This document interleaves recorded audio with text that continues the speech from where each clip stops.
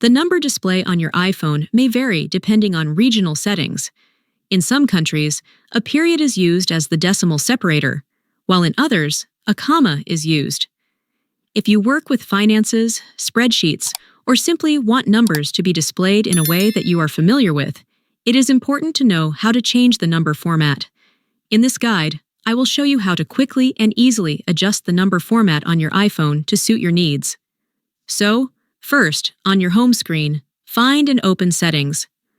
Once in Settings, scroll down a bit, find the General section, and tap on it.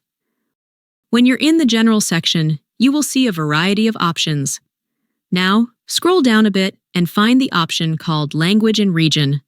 Once you find it, tap on it. On the Language and Region settings page, you will see several options. The option we are looking for is Number Format. So, look for it and tap on it to open the available number formats. When you enter this option, you will see several different ways of displaying numbers, such as European format, American format, no thousand separators, and just a decimal comma. Choose the format that suits you best by selecting it, and then exit the settings. The changes will be automatically applied. And that's it. After doing this, the number format on your iPhone will be adjusted according to your preferences, and all numbers and apps, and when entering data will be displayed in your desired format.